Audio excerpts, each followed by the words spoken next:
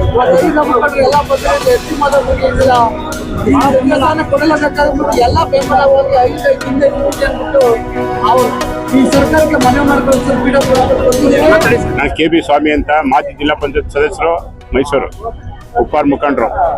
S C ಮಾದೇವಪ್ಪನವರು ದಲಿತರಲ್ಲ, ಹಿಂದುಳಿದ ವರ್ಗ ಮತ್ತು ಶೋಷಿತ ವರ್ಗ ಧ್ವನಿ. ಸಿದ್ದರಾಮಯ್ಯನವರ ನಂತರ ಏನಾರ ಒಬ್ಬ ನಾಯಕರವರ ಅಂದ್ರೆ ಅದು ಎಸ್ ಸಿ ಮಾದೇವಪ್ಪ ಸಾಹೇಬರು. ಯಾಕಂದ್ರೆ ಇಲ್ಲಿವರೆಗೆ ನಾವೆಲ್ಲ ಜಿಲ್ಲಾ ಪಂಚಾಯತಿ ಸದಸ್ಯ ಆಗ್ಬೇಕು, ತಾಲೂಕ್ ಪಂಚಾಯತಿ ಸದಸ್ಯರಾಗಬೇಕು ಅಂತ ಹೇಳಿದ್ರೆ ಮಾದೇವಪ್ಪರ ಕಾರಣ.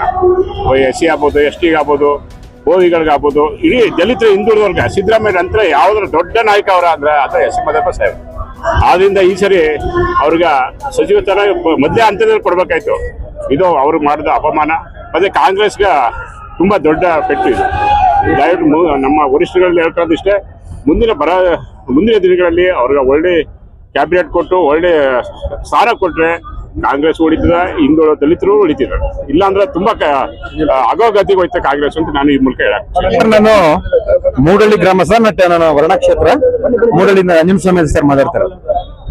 ಈಗ ಕಾಂಗ್ರೆಸ್ ಪಕ್ಷಕ್ಕೆ ಬೆನ್ನೆಲುಬಾಗಿ ನಿಂತವ್ರೆ ಇಬ್ರು, ಒಬ್ರು ಸಿದ್ದರಾಮಯ್ಯನವರೊಬ್ರು ಮಾದೇವಪ್ಪನವ್ರು ಬಂದಂತ ಹಿನ್ನೆಲೆ ಏನು, ಜೆಡಿಎಸ್ ಪಕ್ಷದಿಂದ ಹೊರತುಪಡಿಸಿ ಅವರು ಕಾಂಗ್ರೆಸ್ ಬಂದ್ರು. ಕಾಂಗ್ರೆಸ್ ಬರೋದಕ್ಕೂ ಮುಂಚೆ ಎಲ್ಲಿತ್ತು, ಅಹಿಂದ ಅಂತಿತ್ತು. ಅಹಿಂದ ಸಂಘಟನೆ ಮಾಡ್ಕೊಂಡ್ ಬಂದವರು ಮಾದೇವಪ್ಪನವರು, ಸಿದ್ದರಾಮಯ್ಯನವರು.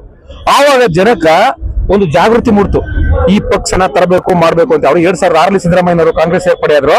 ಅದುವರೆಗೂ ಕೂಡ ಅಹಿಂದದಲ್ಲಿ ಸಂಘಟನೆಯನ್ನ ಬಲವರ್ಧನೆ ಮಾಡಿದ್ರು. ಪ್ರತಿಯೊಂದು ಇವತ್ತು ಕರ್ನಾಟಕ ರಾಜ್ಯಾದ್ಯಂತ ಹೆಸರನ್ನ ಗುರ್ತು ಮಾಡ್ಕೊಂಡಿರ್ತಕ್ಕಂಥವ್ರು ಸಿದ್ದರಾಮಯ್ಯನವರು, ಮಾದೇವಪ್ಪನವರು. ಇವರನ್ನ ಬೇರೆ ಯಾರಿಗೂ ಕೂಡ ಹೋಲಿಸಬಾರ್ದು. ಹೋಲಿಸೋದ್ರಲ್ಲಿ ಮೊದಲು ತಪ್ಪು. ನಮ್ಮ ಮೈಸೂರು ಪ್ರಾಂತ್ಯದಲ್ಲಿ ಎಲ್ಲಿ ಕೊಟ್ಟಿದ್ದಾರೆ ಅವ್ರಿಗೆ? ಇವ್ರನ್ನ ಯಾಕೆ ಕೈ ಬಿಟ್ರು? ಕೈ ಬಿಡಬಾರ್ದು. ಯಾಕಂದ್ರೆ ಮೋಸ್ಟ್ ಸೀನಿಯರ್ಸ್ ಲೀಡರ್. ಯಾಕಂತಂದ್ರೆ ಮೈಸೂರು ಪ್ರಾಂತ್ಯದಲ್ಲಿ ಇರ್ತಕ್ಕಂಥದ್ದು ಒಬ್ಬರು ಕೊಟ್ಟಿಲ್ಲ. ನಾವಿಲ್ಲಿ ಬಳ್ಳಾರಿ ಪಾದಯಾತ್ರೆ ನಡೆತು. ಬಳ್ಳಾರಿ ಪಾದಯಾತ್ರೆ ಎಲ್ಲಿಂದ ಶುರುವಾಯ್ತಪ್ಪ? ಶುರುವಾದ್ದಲ್ಲಿಂದ ಮೈಸೂರಿಗೆ ಶುರುವಾಯ್ತು. ಅದ್ರ ರೂಪುರೇಷೆಗಳನ್ನ ಮಾಡೋರು ಯಾರು? ಮಾದೇವಪ್ಪನವರು, ಸಿದ್ದರಾಮಯ್ಯನವರು, ಮತ್ತೆ ಅಹಿಂದ ವರ್ಗ. ಆ ಜನ ಬೆಂಬಲ ಕೊಟ್ಟು ಬಳ್ಳಾರಿವರೆಗೂ ಕೂಡ ಪಾದಯಾತ್ರೆ ಮಾಡಿ ಸರ್ಕಾರನ ತಗೊಂಡ್ಬಂದು ಸುಮಾರು 8 ವರ್ಷಗಳ ಕಾಲ ಇವತ್ತು ರಾಜ್ಯಭಾರ ಮಾಡಿದ್ದಾರೆ ಇವತ್ತು ಕಾಂಗ್ರೆಸ್. ಅದಕ್ಕೆ ರೂವಾರಿ ಯಾರು? ಸಿದ್ದರಾಮಯ್ಯನವರು, ಮಾದೇವಪ್ಪನವರು. ಇನ್ನು ಬೇರೆಯವರು ಇಲ್ಲ ಅಂತ ಹೇಳ್ತಿಲ್ಲ, ಅವ್ರ ಪಾತ್ರನೂ ಇದೆ. ಆದ್ರೆ ಬಹುಮುಖ್ಯವಾಗಿ ಇವರು ಆ ಒಂದು ಪಕ್ಷ ಸಂಘಟನೆ ಮಾಡೋದ್ರಲ್ಲಿ ಯಶಸ್ವಿಯಾಗಿದ್ದಾರೆ. ಅದಕ್ಕೆ ಈ ಸಚಿವ ಸಂಪುಟದಲ್ಲಿ ಹೋರಾಟ ಮಾಡಿ ಮಾದೇವಪ್ಪನವರು ಅಧಿಕಾರನ ತಗೋಬೇಕು ಅಂತಕ್ಕಂಥದ್ದು ನಮ್ಮ ಸಂವಿಧಾನಕ್ಕೆ ಒಂಥರ ಅಗೌರವ.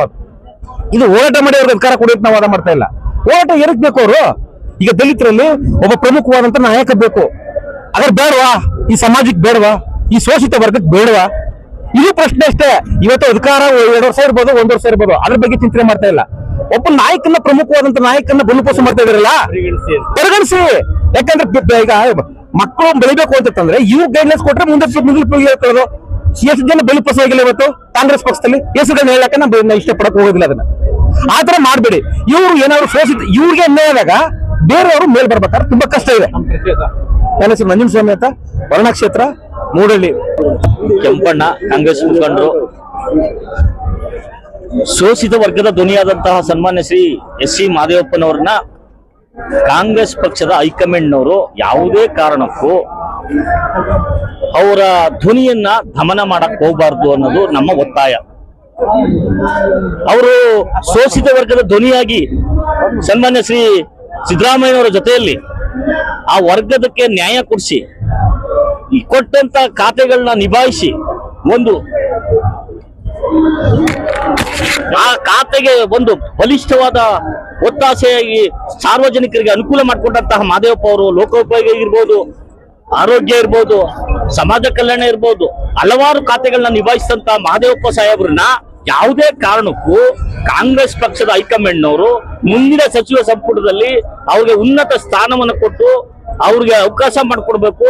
ಅವರ ಧ್ವನಿಯನ್ನ ದಮನ ಮಾಡಕ್ ಹೋದ್ರೆ ಮುಂದಿನ ಪರಿಣಾಮ ಕಾಂಗ್ರೆಸ್ ಪಕ್ಷ ಎದುರಿಸಬೇಕಾಗ್ತದ ಅಂತ ಹೇಳ್ತಾ ನಾನು ಒತ್ತಾಯ